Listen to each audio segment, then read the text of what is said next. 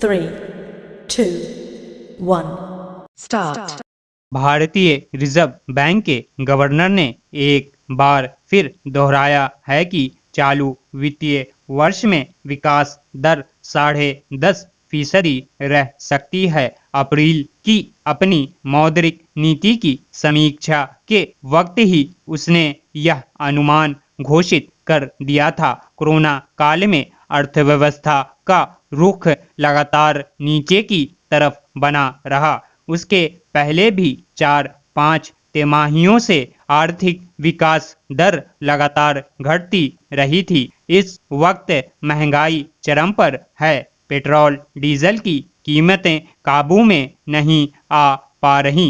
लाखों लोगों के रोजगार छिन गए हैं। जिनके पास रोजगार हैं भी उनकी आय घट गई है और नौकरी शुदा लोगों के वेतन में कटौती की गई है। बहुत सारे लघु सूक्ष्म और मंझौले उद्योग या तो बंद हो चुके हैं या बंद होने की कगार पर हैं। हालांकि सरकार ने उन्हें नए सिरे से कर्ज लेकर अपनी स्थितियां सुधारने का अवसर उपलब्ध कराया, पर उसका कोई उल्लेखनीय नतीजा नजर नहीं आ रहा। ब्याज दरों के न्यूनतम स्तर पर रखे जाने के बावजूद बाजार में गति नहीं आ पा रही। ऐसे में रिजर्व बैंक के आर्थिक विकास के अनुमान पर स्वाभाविक ही लोगों को हैरानी हो सकती है,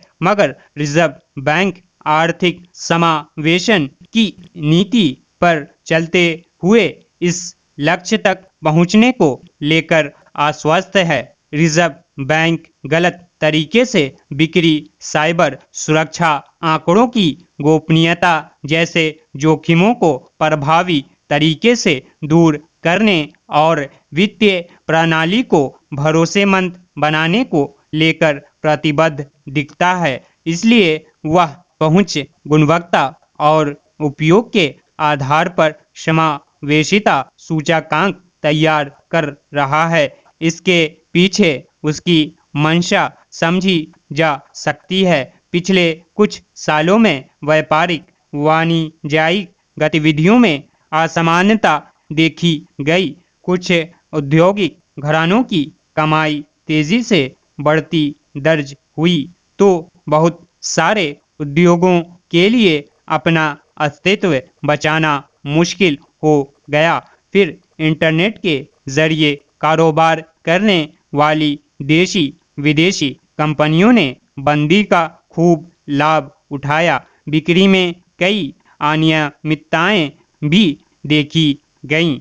इस तरह इसके आंकड़ों की गोपनीयता को लेकर भी सवाल उठे। बड़े उद्योगों के उत्पादक और बिक्री का दायरा संपन्न वर्गों तक केंद्रित होता दिखा। इस तरह व्यापारिक गतिविधियों में एक प्रकार का असंतुलन पैदा हुआ।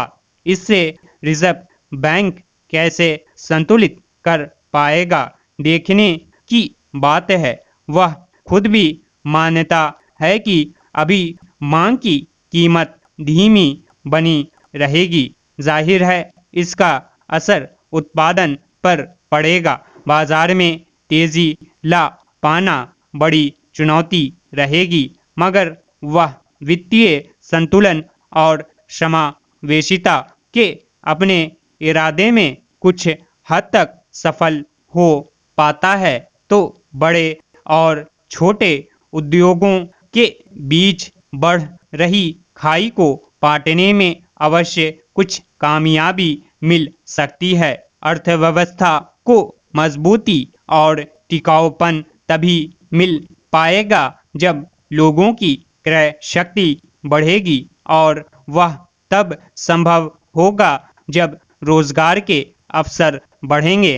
अभी स्थिति यह है कि वित्तीय कमजोरी की वजह से तमाम संस्थानों ने अपने यहाँ नई भर्तियों पर रोक लगा रखी है। लोगों की आय बंद या फिर कम हो गई है, इसलिए वे जरूरी खर्चों के मामले में भी मुट्ठी भींचकर चल रहे हैं। ऐसे में नए रोजगार के रास्ते संकुचित हो गए हैं। रोजगार के अवसर पैदा करने के लिए बड़े पूंजीपति घरानों के वर्कर्स, लघु, सूक्ष्म और मझौले उद्योगों को मजबूती से खड़ा करना बहुत जरूरी है। इसके अलावा महंगाई रोकने के उपायों पर गंभीरता से अमल करना होगा। उम्मीद की जानी चाहिए कि रिजर्व बैंक की समावेशिता की नीति इस दिशा में कुछ सकारात्मक परिणाम दे सकेगी। अफगानिस्तान के कंधार प्रांत में भारतीय मीडिया कर्मी दानिश सिद्दीकी की मौत ने वैश्विक मीडिया जगत को हिलाकर रख दिया। दानिश राइटर के फोटो पत्रकार थे। वे 2 हफ्तों से अफगानिस्तान में थे और जंग की तस्वीरें भेज रहे थे। कंधार के स्पिन बोला दाग जिले में गुरुवार रात अफगान सैनिकों और तालिबान के बीच संघर्ष में मारे गए। दानिश पहले भारतीय मीडिया कर्मी हैं जो अपना काम करते हुए अफगानिस्तान में जारी हिंसा के शिकार हुए हैं। हालांकि युद्ध और हिंसाग्रस्त इलाकों में काम करने वाले मीडिया कर्मियों को ऐसे खतरों का सामना तो हर पल करना ही पड़ता है। गृह युद्ध से जूझ रहे मुल्कों में पत्रकारों पर हमले नई बात नहीं है। युद्ध के माहौल में कब कौन किसकी गोली या बम हमले का शिकार हो जाए कोई नहीं जानता। यह मीडिया कर्मियों का साहस और पेशावर प्रतिबद्धता ही है कि वे जान जोखिम में डालकर अनवरत काम करते रहते हैं। बतौर फोटो पत्रकार दानिश सिद्दीकी को जोखिम भरे इलाकों में जाकर काम करने का शौक था। अपने 12 साल के पत्रकारिता जीवन में उन्होंने जो उपलब्धियां हासिल की वे भी कोई मामूली नहीं है। रोहिंग्या शरणार्थियों की पीड़ा को उन्होंने दुनिया के सामने रखा था। इसके लिए ही उन्हें विश्व प्रसिद्ध पुलित्जर सम्मान से नवाजा गया था। अफगानिस्तान में जिस तरह के हालात हैं उनमें वैसे भी मीडिया से जुड़े लोगों के लिए काम करना हथेली पर लेकर चलने जैसा है। 3 महीने पहले तालिबान ने जलालाबाद में रेडियो और टीवी के काम करने वाली 3 महिला पत्रकारों को मौत के घाट उतार दिया था।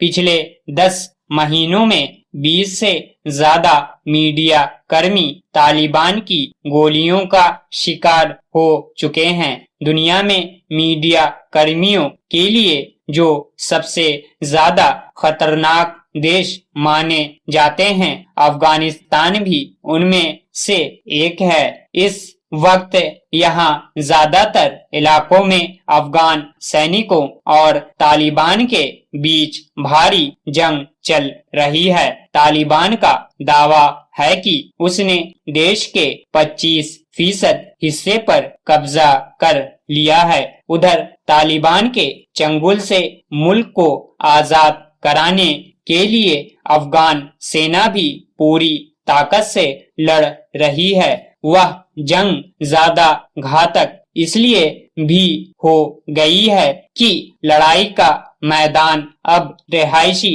इलाके भी बन गए हैं। ऐसे हालात में सेना के साथ रहते हुए जंग की तस्वीरें लेना और उन्हें दुनिया तक पहुंचाना कितना जोखिम भरा काम है, इसकी कल्पना करना कोई मुश्किल नहीं है। मीडिया कर्मियों के लिए ऐसे खतरे उनके अपने देश में भी कम नहीं होते।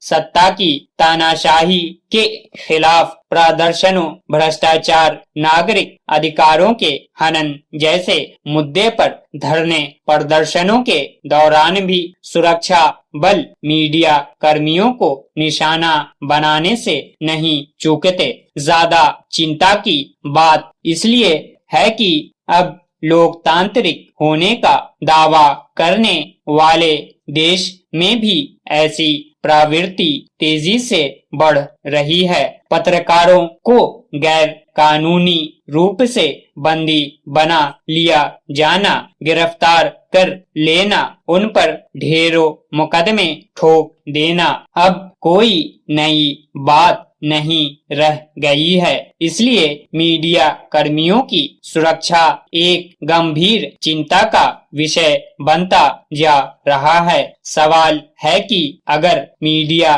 कर्मी सच नहीं दिखाएंगे तो जनता को असलियत पता चलेगी कैसे? आज अफगानिस्तान की हकीकत मीडिया के जरिए ही सामने आ रही है। दानिश सिद्दीकी गोलीबारी में मारे गए। ऐसी मौत का सामना किसी को भी करना पड़ सकता है, पर मीडिया कर्मी स्वतंत्र होकर काम करते रहें, यह तमाम देशों की सरकारों को अभी सुनिश्चित करना होगा। Stop. Thanks for watching. Like, share, or subscribe.